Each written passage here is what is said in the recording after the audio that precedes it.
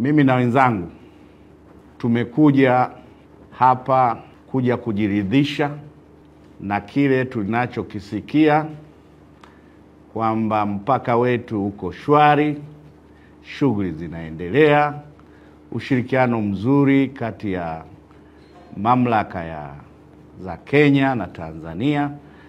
Kwa hiyo kimsingi tulichokuja sisi ni kuhakikisha hicho tunachokisikia. Na pia Rais wetu Dr. Samia Suluhu Hassan ametamka kwamba baada ya uchaguzi shughuli sasa zirejee na tuendelee na mambo mengine.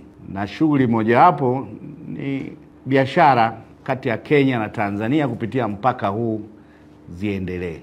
Kwa hiyo la kwanza, kwa niaba ya wenzangu kamati ya ulinzi na usalama ya mkoa, tunatoa shukurani na pongezi kwa watendaji wote wa taasisi zote Kenya na Tanzania mlioko Namanga kwa kazi kubwa ambayo mmeendelea kuifanya.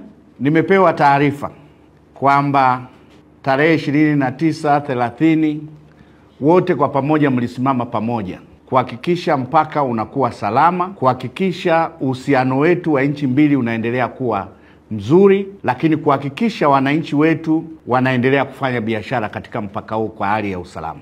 Hilo ni jambo jema sana. Na mimi kama mkuu wa mkoa wa Arusha, kwa kweli mnifikishie salamu upande wa Kenya kwamba tunawashukuru sana.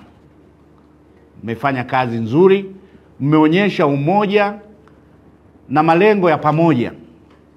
La pili ni umuhimu wa mpaka huu, ni umuhimu wa kituo hiki, kwamba ni muhimu kwa nchi zote mbili na kwa wananchi wa nchi zote mbili.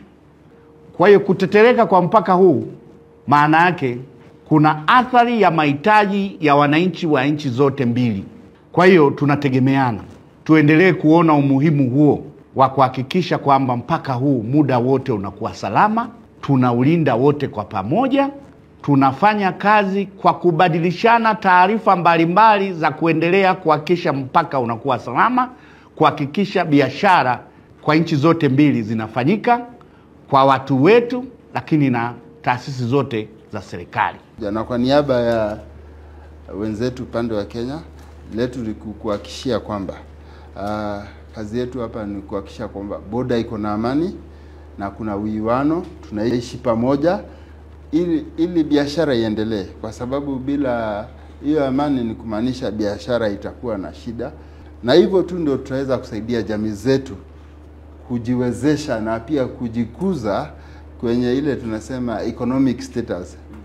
Langu tu ni kusema tu asante sana kwa kuja, na pia ukirudi kule waambie kwenye boda tunajaribu na tutaweza pia kusaidiana kwa information ili tuweze kuhakikisha kwamba we have a peaceful border, na pia the trade imerudi na all normalcy is resumed.